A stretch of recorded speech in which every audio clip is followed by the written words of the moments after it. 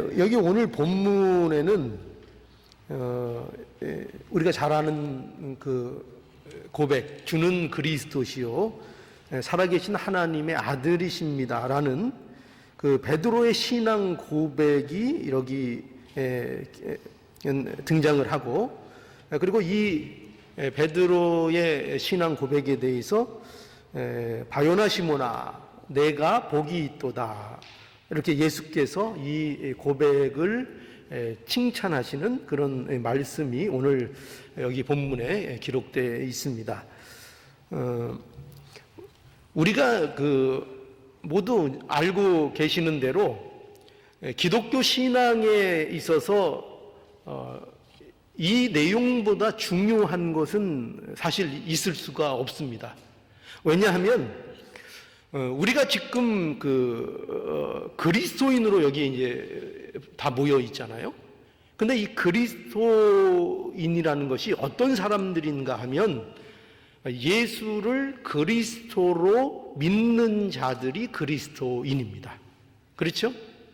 예, 여기에 대해서 무슨 이의를 다실 분은 아무도 없으실 거예요. 그러면 신앙 자체가 성립이 되질 않습니다. 그렇기 때문에 그리스도인은 누구냐?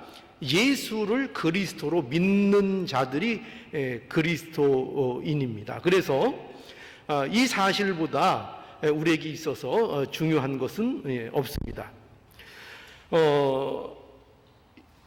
오늘 이 본문의 내용을 보면은요, 지금 예수님께서는 십자가를 지셔야 합니다. 이제 예수님께서 어떤 그 길을 향하여 지금 나가고 계신가 하면은 십자가를 지시기 위해서 지금 나가고 계신 것입니다. 그런데 이제 이 말씀들이 어떻게 보면 예수님께서 이제 본격적으로 십자가를 지시기 위해서 예루살렘으로 이제 향해서 나가는 발걸음이 이제 시작되는, 그런 본격적으로 시작되는 그 시점이라고 말할 수 있어요. 그래서 여러분 이제 보시면 알겠지만 이 밑에 바로 오늘 본문 밑에 보면은 거기에서 예수님께서 제자들에게 이제 죽음과 예수님의 부활에 대한 것을 그들에게 이제 실제적으로 교훈하시는 이런 내용까지 이제 등장을 하게 됩니다. 그래서 이제 우리가 이런 상황 속에서 생각할 수 있는 건 뭐냐면, 그렇다면 이런 상황 속에서 제자들은 그들의 신앙이 어떻게 해야 될 것 같습니까? 더 강해져야 됩니다. 그죠? 더 대비돼야 되고, 더 뭔가가 준비되어져야 하는 중요한 시점에 이제 와 있는 것입니다.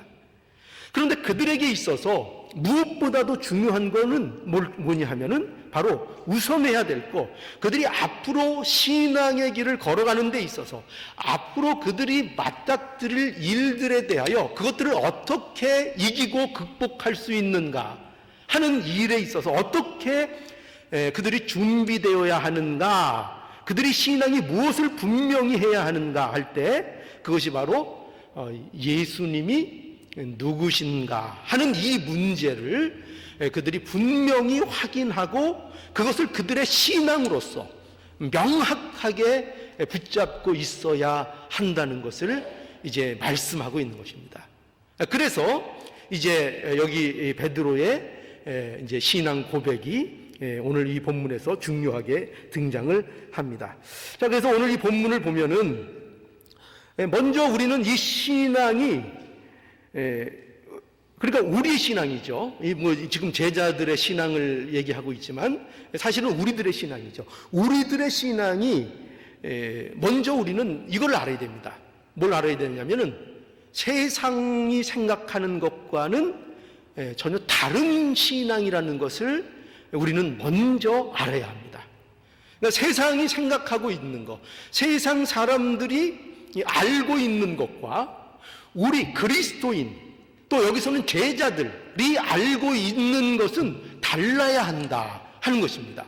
그것이 먼저 우리에게도 필요한 것입니다. 그래서 오늘 이 13절에서 14절 본문을 보면은요, 여기 제자들에게 예수께서 하신 첫 질문과 그 제자들의 답변이 여기 기록되고 있어요. 그런데 그 질문이 뭔가 하면 이 질문이죠. 사람들이 인자를 누구라 하느냐? 이게 첫째 질문입니다. 사람들은 인자를 누구라 하느냐? 이렇게 제자들을 향하여 이제 예수님께서 물으신 겁니다. 여기 제자들에게 물으신 거예요. 제자들에게. 그래서 우리가 여기서 먼저 알아야 될 것은, 우리가 먼저 알고 나가야 할 것은, 또 제자들이 그들의 앞길에 있어서 알고 이 험난한 길을 가야 될 것은 어떤 것인가 하면은 먼저 이겁니다. 사람들이 예수님을 어떻게 생각하는가 하는 문제인 것입니다. 그런데 여러분, 이 사람들의 생각, 이거를 예수님이 과연 모르실까요? 이미 다 알고 있죠. 예수님은 세상 사람들이 예수님을 어떻게 보는가에 대해서 이미 다 알고 계세요. 그런데 사람들이 예수님을 어떻게 생각하는지 다 아심에도 불구하고 이렇게 사람들이 나를 누구라고 생각하느냐 질문하시는 것은 그 이유가 있는 거죠. 어떤 이유인가? 지금 예수님의 관심은요, 누구에게 있을까요? 제자들에게 있는 것입니다. 제자들을 지금 생각하고 계신 것입니다. 그러니까 제자들이 중요한 거예요. 그러니까 지금 이 질문은 제자들을 위해서 질문을 하고 계시다는 것입니다. 그러니까 지금 예수님이 제자들을 생각하면서 세상 사람들이 아니라 제자들이 예수님에 대해서 바로 알기를 원하신다는 것입니다. 그래서 먼저 무엇을 학원시켜 주신다고요? 세상 사람들이 나를 누구라고 하느냐, 이거를 물으셔가지고 예수님이 세상 사람으로부터 어떻게 보여지는가를 제자들에게 먼저 알도록, 그것이 드러나도록, 그것을 제자들이 생각하도록 하고 계시다는 것입니다. 왜냐하면 그것이 무엇보다도 중요하기 때문입니다. 그래서 제자들이 예수님께 말씀드렸죠. 뭐라고 말씀드렸습니까? 14절에 보면 예수님, 사람들이 더러는 예수님을 세례 요한이라고도 하고, 또 더러는 엘리야라고도 하고, 또 어떤 이는 예레미야나 선지자 중에 하나라고 그렇게 사람들이 얘기하고 있습니다. 이렇게 이제 말씀을 드렸습니다. 그런데 제자들이 알고 있는 게 이게 전부였을까요? 그렇지 않아요. 사실은 이것은 어떻게 보면은 제자들이 굉장히 좋은 면만을 예수님에게 말씀드렸을 것입니다. 사실은 바리새인들과 사두개인들, 유대인들 중에 많은 사람들이 예수님을 대적하면서 예수님을 어떻게 생각했는가 하면은 귀신을 내어 쫓는 사건을 보고 이 사람들이 보고 뭐라 그랬다고요? 바알세불과 같은 편이다. 사단의 힘을 빌려서 이런 귀신을 내어 쫓고 병을 고친다. 이렇게 주장을 했습니다.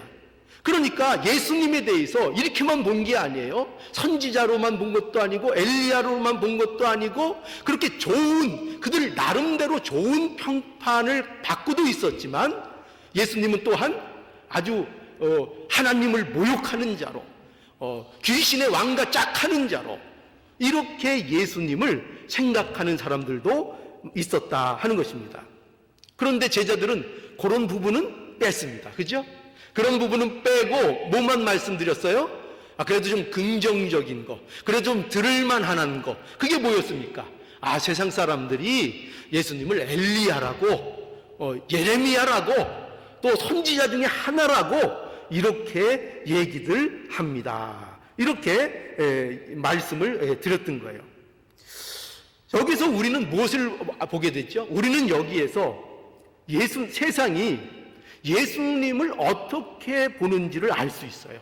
세상이 과연 예수님을 어떻게 보는가, 그리고 또한 예수님께 대한 세상이 가질 수 있는 가장 심각한 오해가 무엇인지를 보여주고 있는 것입니다. 자, 그게 뭐냐? 세상이 예수님을 어떻게 보는가 하면은 예수님을 아무리 좋게 보아도 인간 이상으로는 보지 않는다는 것입니다. 뭐 이상으로는 안 봐요? 인간 이상으로는 안 본다는 것입니다. 예수님을 좋게 볼 수 있어요. 세상도. 그렇죠? 이런 평가를 할 수 있습니다. 당시 유대인들도 예수님을 보고 굉장히 좋게 보고 긍정적으로 생각하고 예수님을 따르는 사람들이 많이 있었습니다. 왜죠? 무엇을 보았기 때문입니까? 왜냐하면 그래서 실제로 많은 병자를 고쳐주셨기 때문이죠. 그죠? 많은 병자가 치료를 받았습니다. 그뿐만 아니라 예수님께서 무리들을 오병이어의 기적 같은 것을 통해서 그들에게 먹을 것을 실제로 공급해 주시는 이런 역사를 또 보여주셨지요. 또한 예수님께서는 그런 기적뿐만 아니라 놀라운 말씀을 설파하셨습니다. 놀라운 가르침을 가르쳐 주셨어요. 뭐 상상수훈의 이런 말씀들을 듣고 사람들이 놀랬어요. 그죠? 그 말씀에 대해서 놀랬습니다. 이거 참 듣지 못했던 말씀이다. 다른 말씀이다. 하고 놀랬습니다. 그래서 좋은 평판을 내렸습니다. 예수님에 대해서. 그런데 그들이 생각한 건 뭐였죠? 그들이 그렇게 좋게 생각해도, 아무리 좋게 생각해도 예수님을 위대한 선지자로 생각하고 또 위대한 어떤 성생으로는 생각했지만, 그래서 심지어는 예수님을 뭐를 삼으려고 했습니까? 예수님은 왕을 삼아야 되겠다. 우리들의 왕을 삼으면 되겠다. 이렇게까지 생각하는 사람들이 많이 있었습니다. 그러나 뭐를 이해하지 못했습니까? 뭐를 인정하지 않았습니까? 예수님이 바로 그분이 그리스도라는 사실에 대해서는 이해하지 못했습니다. 그리스도라는 사실을, 그분이 그리스도라는 그 사실에 대해서는 인정하지 않았습니다. 아무리 좋은 평을 하고, 아무리 선지자다, 아무리 엘리야다, 아무리 세례 요한과 같다, 그렇게 말을 해도 예수님에 대해서 그리스도라고는 생각하지 않았습니다. 여러분, 이것이 무엇과 같은가 하면요, 예를 들어서 이런 거죠. 제가 여러분들이 알기 쉽도록 이런 제가 비유를 하나 들겠습니다. 좀 비유가 맞을지는 모르겠지만, 여러분 요새 스포츠 선수 중에서 여러분들이 제일 잘하는 한국 선수 누가 있습니까? 예를 들어서 우리가 그래도 유현진 선수 정도는 알죠. 그죠? 유현진 선수가 뭐 하는 사람이죠? 야구하는 사람이죠. 야구하는 사람입니다. 이 유현진 이 선수가요, 작년에 메이저리그에서 방어율이 몇이었습니까? 이것도 모르나요? 1위였습니다. 1위. 그죠? 방어율이 미국 모든 야구 잘하는 사람들 다 모아놓은 최대의 리그에서 유현진 선수가 방어율이 전체 1위였습니다. 전체 1위. 그리고 사이영상 2위에까지 투표를 받는 이런 성적을 거둔 것이 바로 이 유현진 선수입니다. 그러니까 한마디로 얘기하면은 최고의 투수라고 말할 수 있는 사람입니다. 그런데 여러분 한번 이렇게 생각해 보세요. 그런데 어떤 사람이 이 유현진 선수를 잘 모르고 그 유현진 선수가 공을 던지는 것을 보고 이렇게 말하는 거예요. 야, 당신 공 던지는 거 보니까 공 끝이 굉장히 좋은데 당신 우리 동네 야구팀에 와서 공 한번 던져볼 생각 없냐고. 내가 에이스로 대접해줘서 우리 팀에서 최고의 투수로 대접을 해주겠다고 하면서 막 칭찬을 하는 거예요. 나 이렇게 공 끝 좋은 사람 못 봤다고 이러면서 우리 동네 야구팀에 들어오라고 하는 겁니다. 그러면 여러분 생각해 보세요. 이것이 칭찬 같지만 칭찬입니까? 아닙니까? 칭찬이 아니죠. 사실 유현진 선수의 그 입지와 그 자리에서 사실 보자면 그것은 유현진 선수에게 모욕과 같은 일이라고 말할 수 있는 것입니다. 그와 마찬가지라는 거예요. 비유가 적절할지 잘 맞아떨어질지는 모르지만, 그래서 그러니까 예수님을 위대한 선지자로도 생각하고 어떤 고급한 성생으로도 생각하고 놀라운 가르침을 하는 성생, 또 그런 그런 위대한 사람으로 볼지라도, 심지어 왕을 삼아도 되겠다고 생각하는 사람이 있었을지라도, 그러나 그들이 예수님을 인정하지 못했다고요? 몰랐다고요? 그리스도인 것은 그들이 거부했다는 것입니다. 그리스도라는 것은 도무지 이해하지 못했다 하는 것입니다.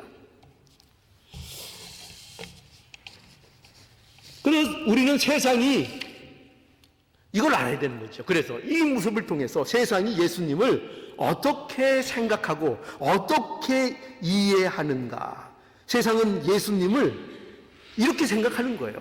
참 대단한 사람이라고, 참 위대한 사람이라고, 참 좋은 선생님이라고.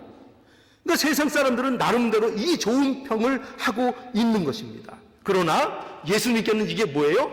칭찬이 아니고 모욕일 수 있다는 것입니다. 예수님을 그리스도로 인정하지 않으면 예수님을 위대하다, 예수님을 훌륭하다, 예수님은 좋은 분이다, 예수님은 선한 분이다 하는 그 모든 그 칭찬이 뭐가 된다는 거예요? 예수님께 대한 모독이 된다는 거예요. 뭐를 모르면은요, 예수님 그분이 그리스도이신 것을 모르면서 세상 사람들은 다 그러잖아요. 그죠? 예수님 훌륭했던 분 아니냐? 그렇게 긍정하는 사람들이 많이 있다니까요.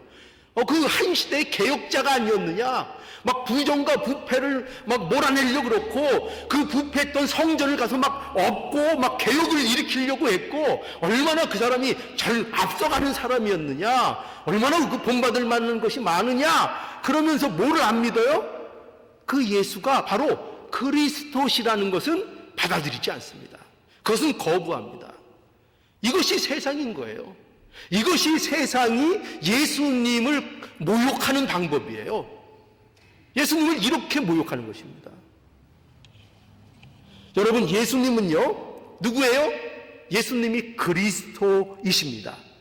예수님은 살아계신 하나님의 아들이십니다. 예수님은 제자들이 이 사실을 먼저 확인하기를 원하셨던 거예요. 제자들이 앞으로 이제 나갈 이 길에 있어서 이제 얼마나 힘든 일들이 남아 있습니까? 그렇게 믿고 따르던 예수님이 곧 이제 붙잡혀서 힘없이, 그들의 모습에는 힘없이 십자가를 지게 된 모습을 그 제자들은 이게 목도해야 될 것입니다. 이러한 일들 앞에 제자들에게 가장 필요한 게 뭐냐? 뭐를 확인하는 거라고요? 이 예수님이 바로 그리스도시다, 살아계신 하나님의 아들이시다, 이것을 확인하는 것입니다. 이거를 확인하라는 것입니다. 이거보다 중요한 건 없다는 것입니다. 이것만큼 그 제자들을 앞으로 나아가게 할 수 있는 것도 없고, 그 제자들을 이것만큼 보호하고 지킬 수 있는 진리도 없다는 것입니다. 예수가 그리스도다 하는 이 사실 말이죠.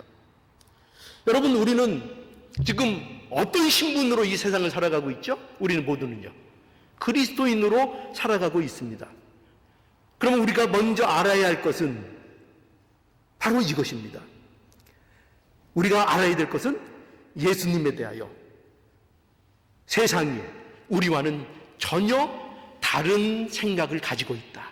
먼저 이것부터 우리가 분명히 알아야 됩니다. 세상은 어떻게 생각한다고요? 세례 요한 정도, 그죠? 잘 쳐주면 세례 요한, 그죠? 엘리야, 예레미야, 선지자, 훌륭한 선각자로 봅니다. 이것을 우리는 분명히 알아야 됩니다. 우리는 이 함정에 먼저 빠지지 않고 예수님이 그리스도시다 하는 사실을 먼저 우리 가슴속에 확인하고, 이 사실을 먼저 확인하는 것으로 우리가 우리의 신앙을 출발해야 할 것입니다. 그래야 실족하지 않는 것입니다. 자, 이제 그리고 바로 예수님께서는 이제 이 질문을 하신 다음에 두 번째 질문을 하세요. 자, 두 번째 질문을 예수님이 제자들에게 하시는데 그 질문이 뭐냐? 15절 볼까요? 15절 가라사대, 여기 이렇게 말씀하시죠. 너희는 나를 누구라 하느냐? 너희는 나를 누구라 하느냐? 이렇게 이제 예수님이 물어보시죠. 첫 질문이 뭐였다고요? 첫 질문, 사람들이 인자를 누구라 하느냐? 이게 첫 질문이었고, 두 번째 질문은 너희는 그럼 나를 누구라 하느냐? 이 질문입니다.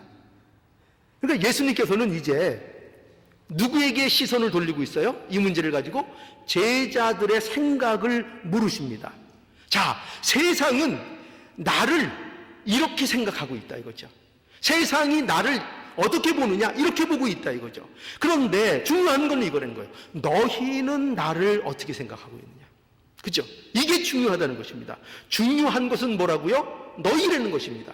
지금 예수님이 생각하시는 것은 저 세상 사람들이 나에 대해서 어떻게 생각하느냐가 중요한 것이 아니고, 정말 예수님께서 제자들에게 하고 싶으신 말씀은, 확인하고 싶으신 말씀은 뭐냐면, 그럼 세상은 이렇게 보는데 너희는 나를 어떻게 생각하느냐, 이렇게 물고 계신 것입니다.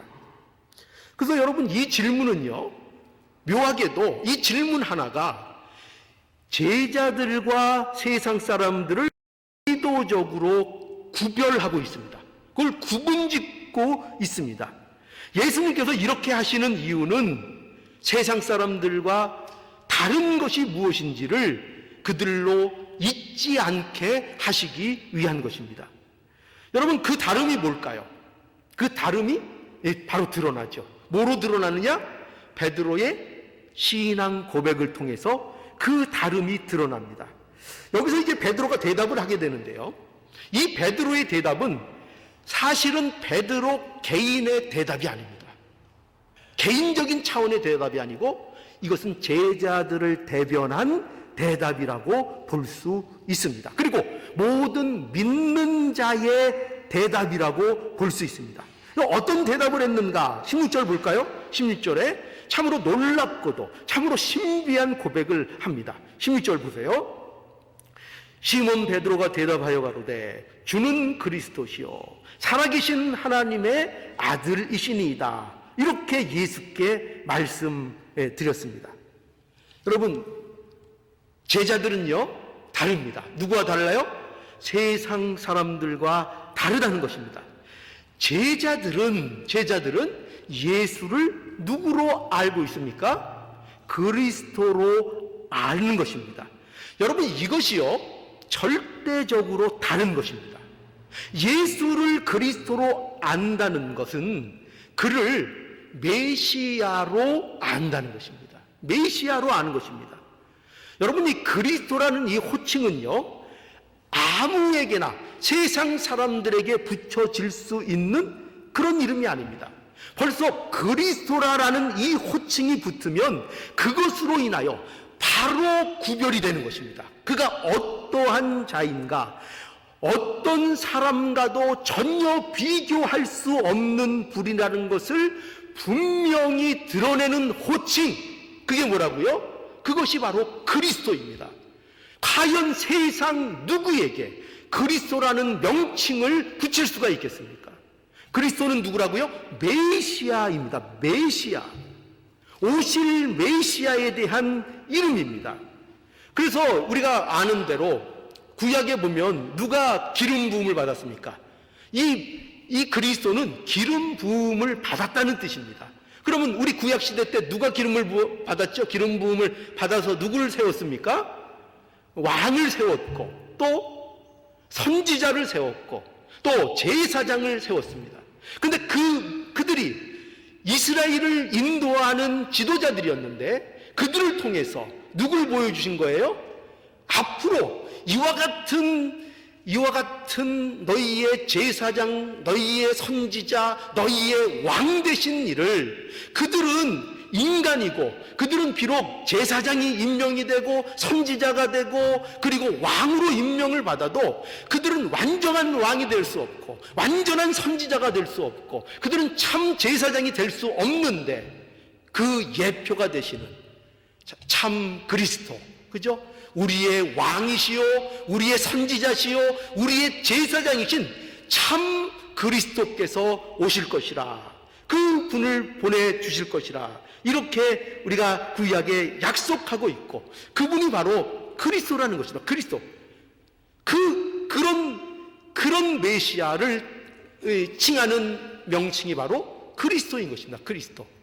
그런데 지금 어떻게 제자들은 고백하고 있습니까? 그 예수가, 지금 예수님을 바로 그리스도라, 이렇게 고백하고 있는 것입니다. 여러분, 이게 복음입니다. 이것이 복음이요, 이것이 복음의 핵심입니다. 오직 예수님만이 그리스도요, 예수님만이 우리의 참 왕이시요, 예수님만이 우리의 참 선지자요, 예수님만이 우리의 참 제사장이 되시는 그리스도이십니다.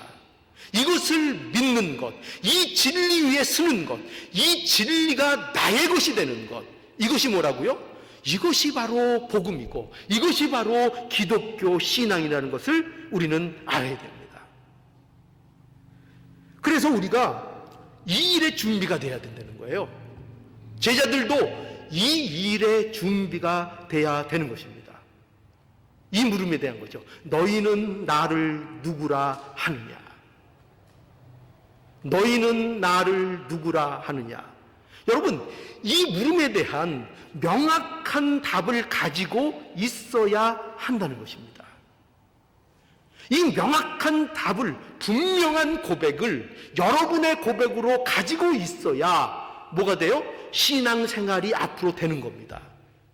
우리의 교회가 되는 것이고, 우리의 믿음이 승리하는 믿음이 되는 것이고, 우리가 자라나고 성숙해지고 하나님의 나라를 소망하는 자의 길을 걸어가게 되는 것입니다. 무엇이 있어야지요?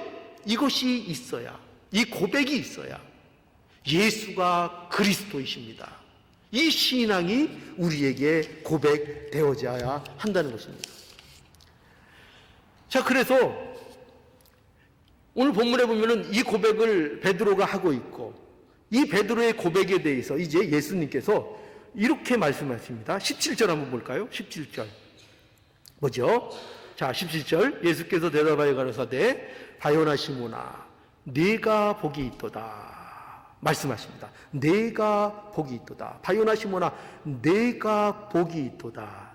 여러분, 이 말씀은요, 지금 예수님께서 이 베드로의 고백을 듣고 내가 지금 너에게 복을 주겠다, 내가 지금 복을 준다, 이런 식의 개념보다 이건 어떤 개념으로 우리가 더 정확하게 봐야 되냐면은 네가 지금 복되다 하는 것입니다. 베드로야, 그 고백을 들으신 예수님께서 네가 지금 복된 자다, 네가 지금 복된 존재라, 이런 뜻으로 말씀하고 있습니다.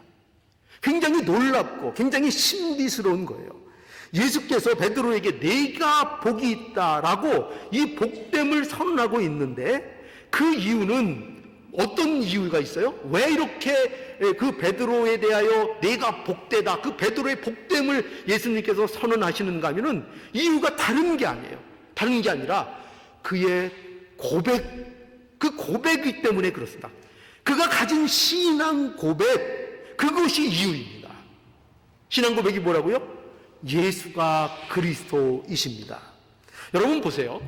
베드로가 지금 이 내가 복되다라는 예수님의 칭찬과 이 복의 선언을 받고 있는데, 지금 베드로는요, 지금 예수님 앞에 특별한 일을 한 거 없습니다. 사실은 그가 어떤 선한 일을 한 것도 아닙니다. 베드로가 무슨 복을 받을 만한 일을 지금 예수님 앞에 어떤 것을 행한 것도 아닙니다. 그가 한 것은 무엇인가 하면은 이 고백을 한 겁니다. 뭘 한 거죠?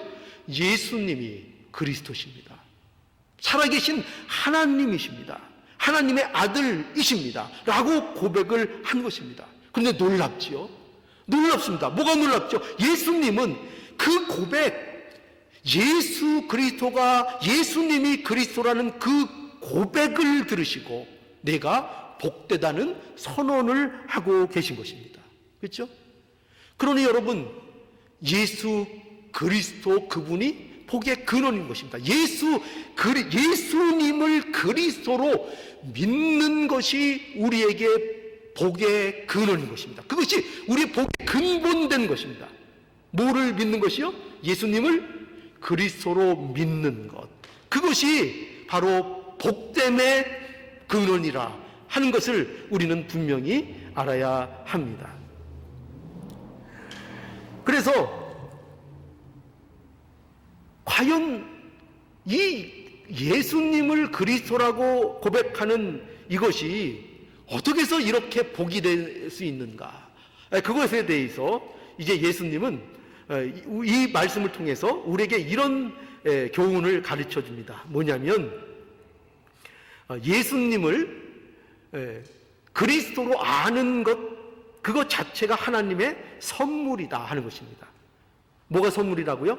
하나님을, 예수 그리스도를 그리스도로 아는 지식, 그것이 바로 하나님의 선물이라는 것입니다. 자, 오늘 본문을 볼까요? 17절 다시 보죠. 17절 예수께서 대답하여 가라사대 바요나 시몬아 내가 복이 있도다 이렇게 말씀하셨죠. 그러면서 이는 내게 알게 하신 이는 혈육이 아니요 하늘에 계신 내 아버지니라 라고 이제 말씀을 하십니다. 그러니까 예수님을 그리스도라고 알게 한 이는 뭐가 아니라고요? 혈육이 아니랍니다. 혈육이 아니고, 즉 베드로 네가 깨달은 것이 아니다, 이런 말과 동일한 것입니다. 너의 생각, 네가 깨달아낸 것이 아니다. 내가 남달라서 이 사실을 알게 된 게 아니다. 네가 어떤 남다른 종교성을 갖고 있어서 이 사실을, 이 진리를 네가 알게 된 것이 아니다. 내가 다른 사람들보다 무슨 기도를 많이 해서 이런 것을 깨닫게 된 것이 아니다. 그 원인은 오직 하나님이 해주신 것이다. 하나님이 알도록 계시하시고 하나님께서 너에게 은혜로 허락하셔서 하나님의 선물로 네가 하나님, 예수님이 그리스도라는 이 사실을 알게 된 것이다. 이렇게 말씀하고 있는 것입니다. 하나님의 선물입니다. 하나님이 주신 것이라는 것입니다. 여러분, 우리가 예수님을 그리스도로 믿는 것이 복된 것은요, 바로 이런 이유 때문이에요. 우리 스스로는 예수님을 그리스도라고 믿을 수가 없기 때문입니다. 우리 스스로는 믿을 수 없습니다. 우리가 아무리 힘쓰고 우리가 아무리 애써도 예수님이 그리스도라는 지식을 우리는 가질 수가 없습니다. 그것이 우리의 것이 될 수가 없습니다. 세상에 어떤 지혜를 동원해도 안 됩니다. 어떤 철학을 동원해도 안 됩니다. 어떤 종교를 동원해도 안 됩니다. 산속에 들어가서 마음을 10년, 20년, 아니 죽을 때까지 그 마음을 수련하고 기도하고 애써도 안 됩니다. 알 수 없습니다. 뭘 알 수 없어요? 예수님이 그리스도라는 이 진리, 이 구원에 이르는 이 진리, 이 지식을 결코 그 어떤 것으로도 알 수 없습니다. 그런데 베드로가 뭘 고백하고 있다고요? 예수님이 그리스도입니다. 이 고백을 하고 있는 것입니다. 그러니 예수님이 뭐라고 하신다고요? 내가 복되도다. 내가 복되도다. 이것은 세상 지혜로는 알 수 없고 내 실력으로는 알 수 없고 내 노력으로는 알 수 없고 너의 의로는 알 수 없는 것인데 하나님이 너에게 선물로 이 믿음을, 이 지식을 너에게 주었다. 그러니 너는 복되다. 이렇게 말씀하고 있는 거죠. 그래서 우리는 분명히 알아야 돼요. 뭐를 알아야 돼요? 예수님을 아는 지식, 예수님이 그리스도이심을 아는 그 구원의 지식은 뭐라고요? 하나님의 선물입니다. 하나님이 주시는 자만 압니다. 하나님이 주시는 자만 아멘으로 받고 그 사실을 믿게 되는 것입니다. 그러니 복된 것이죠. 이거보다 복될 수가 없는 것입니다. 또한 예수님을 그리스도로 아는 것이 복이 되는 이유는요, 바로 예수 그리스도를 아는 이 진리 위에 뭐가 쓴다고요? 교회가 쓰는 것입니다. 그러니까 교회의 기초는 뭐냐? 예수를 그리스도로 아는 진리 위에, 즉 예수 그리스도, 그 자체가 예수 그리스도죠. 예수 그리스도가 우리 교회의 기초가 되는 것입니다. 우리의 터가 되는 것입니다. 즉 예수 그리스도를 아는 그 진리, 지식 위에 교회를 세우신다. 이렇게 예수님께서 약속하셨습니다. 여기 오늘 본문에 보면은요, 18절에 보면 또 내가 내게 이르노니 너는 베드로라. 내가 이 반석 위에 내 교회를 세우리니 음부의 권세가 이기지 못하리라. 이렇게 말씀하고 있죠. 여러분, 여기에서 이제 이 반석 위에 이렇게 말씀하고 있는데요, 이 반석 위에 교회를 세우신다 이렇게 말씀하셨죠. 그런데 이 반석이라는 것은 여기서 1차적으로 보면 누구로 보입니까? 누구로 보이죠? 마치 베드로를 가리키는 것처럼 보입니다. 그러나 여기에서 말하는 이 반석은 베드로 그 개인적인 특정인을 말하는 것이 아닙니다. 여러분, 그래서 어떤 이들은요, 이 말씀을 가지고 이 반석을 베드로라는 그 개인을 특정화해서 하나님께서 베드로를 뭐로 삼으셨다 그래요? 첫째, 교황으로 삼으셨다고 이렇게 주장하는 자들이 있습니다. 그러나 이것은 이 말씀을 완전히 오해하고 있는 것입니다. 이 말씀, 이 반석은 베드로로 한정되는 것이 아니라 이 말씀은, 이 반석은 이 신앙 고백을 가진 모든 믿는 자들을 말합니다. 이 당시에는 모든 사도들이 여기에 해당되는 것이고, 오늘날 우리에게는 모든 그리스도인들이 이 반석의 자리에 있는 것입니다. 왜요? 그들에게 누가 있습니까? 반석이신 예수 그리스도를 구주로 믿는 믿음을 가지고 있기 때문입니다. 우리 모두는 그 믿음을 가지고 있고, 그 믿음을 가진 자들 위에 교회가 서는 것입니다. 그래서 우리는 주는 그리스도시요 살아계신 하나님의 아들이라는 이 신앙 고백 위에, 즉 예수 그리스도 위에 교회가 세워진다는 것을 우리는 알아야 합니다. 그래서 여러분, 베드로라는 그 사람이 주체가 아닌 거예요. 여기서는 뭐가 요점이고 뭐가 핵심이에요? 신앙 고백인 것입니다. 베드로는 변할 수 있습니다. 베드로는, 그죠?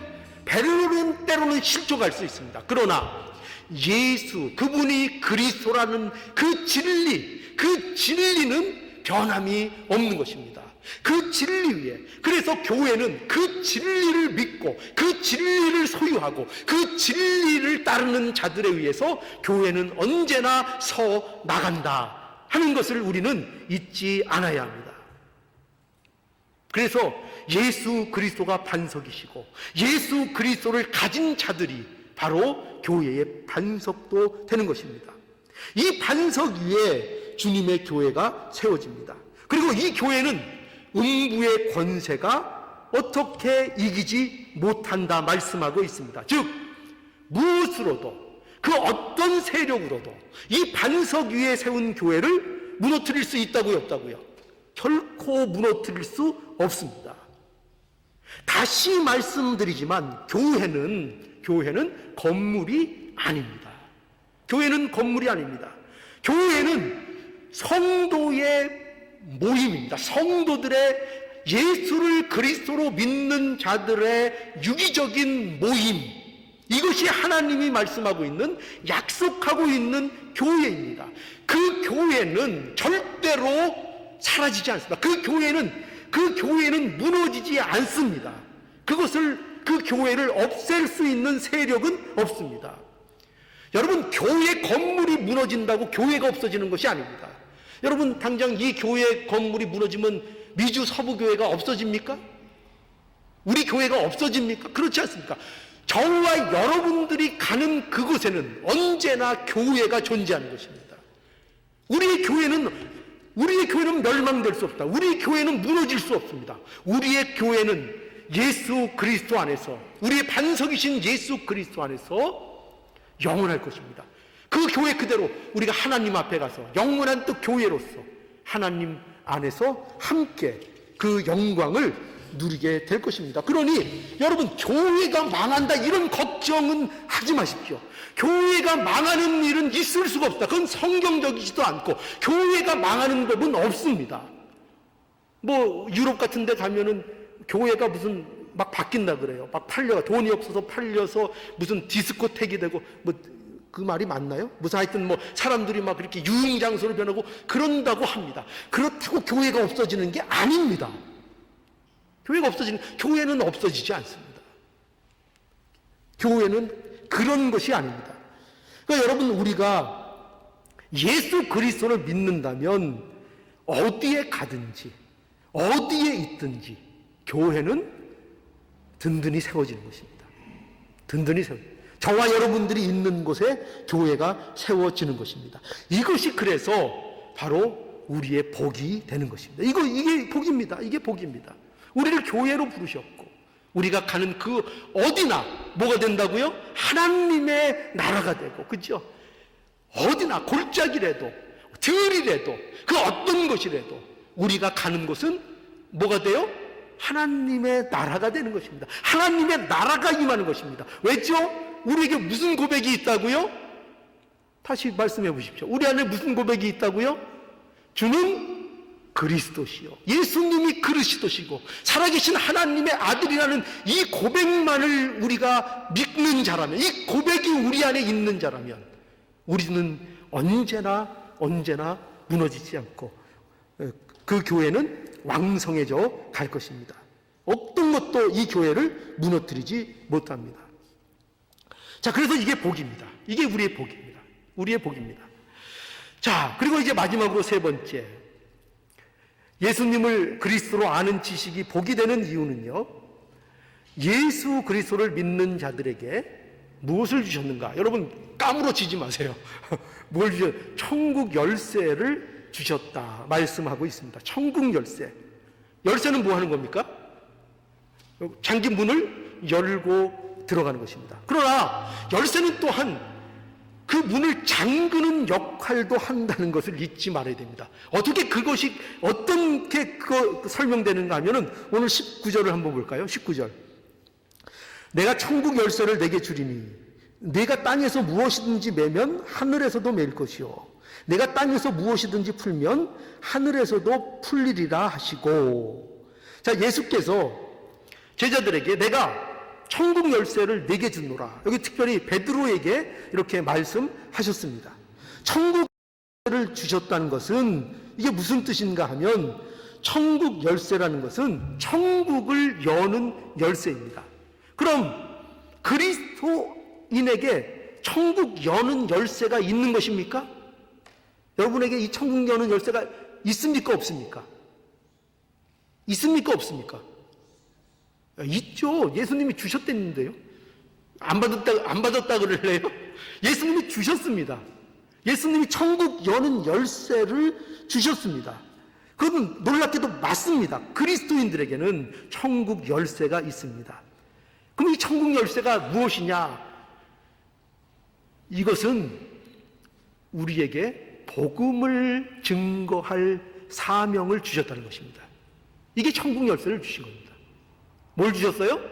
천국 열쇠가 복음을 증거하여 사람들을 하나님께로 인도할 사명을 주신 것입니다. 그것이 우리에게 천국 열쇠를 주신 것입니다. 그래서 이 복음을 전할 때에 그 복음을 받아들이고 믿게 되면 그 믿는 자들에게는 지금 뭐가 열린 것입니까?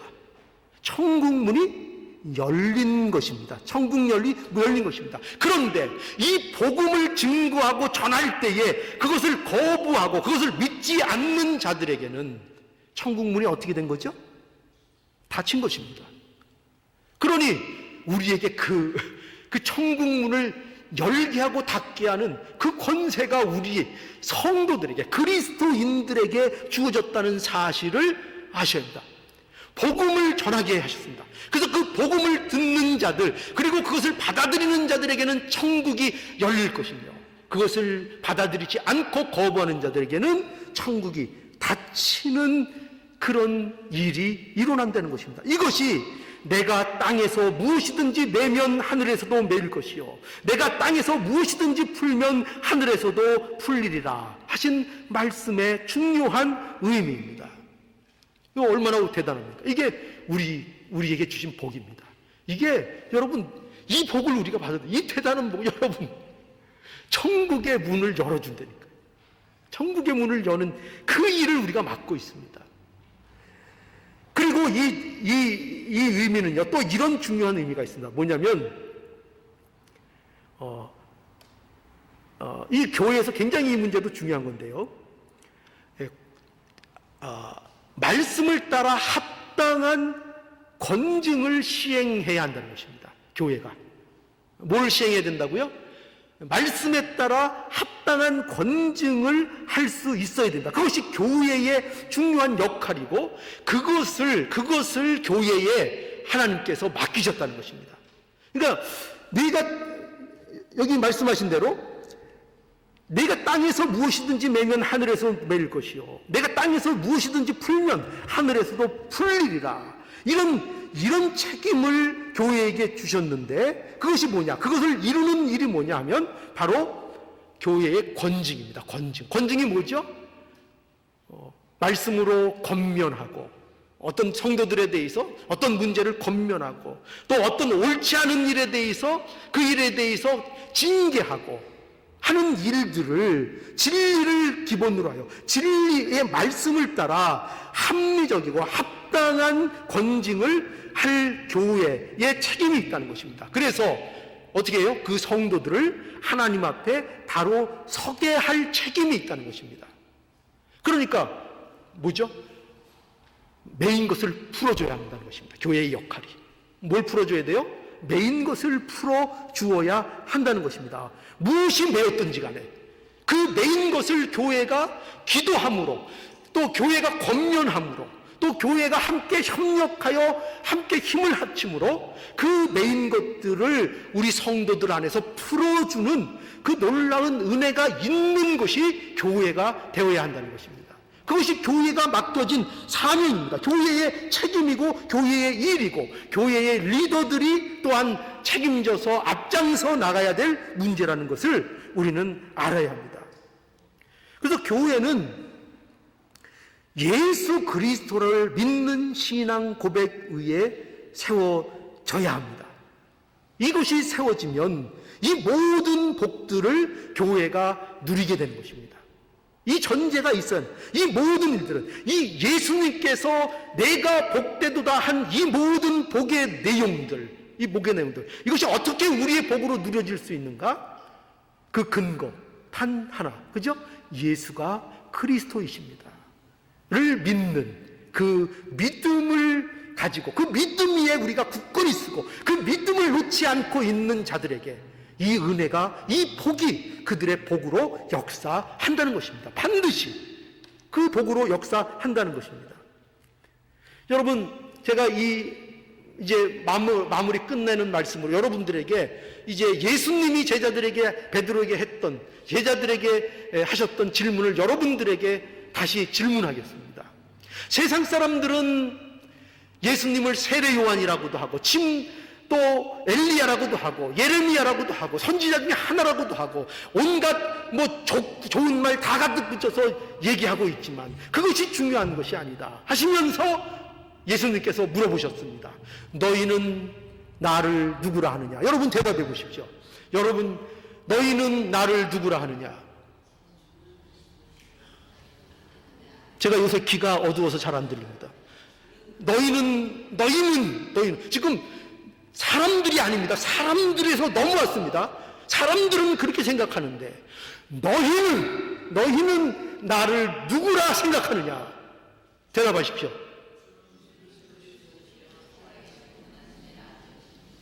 예, 그것이 여러분의 가슴 속에 있는 고백이 분명하십니까? 그러면 여러분은 복됩니다. 여러분은 승리할 것입니다. 여러분을 통하여 교회가 세워질 것입니다. 여러분을 통하여 세워진 교회는 흔들리지 않을 것입니다. 여러분을 통해서 생명이 소성하는 역사가 일어날 것입니다. 여러분의 맺히고 여러분의 얽히고 여러분의 메우고 꼬였던 문제들이 여러분 모든 것이 풀어지고 해결될 것입니다. 왜요? 무슨 고백을 갖고 있어요? 주는 그리스도십니다. 살아계신 나의 하나님 아버지십니다. 이 고백이 있는 한, 이 고백이 나의 고백인 한, 이 승리의 모습, 이 복됨은 우리에게 분명히 이루어지는 것으로 약속받고 있습니다. 이것을 명심하셔서 주는 그리스도시요 살아계신 하나님의 아들이십니다 라는 고백이 여러분들의 삶 속에서 흘러 넘치는 복된 인생이 되기를 간절히 바랍니다.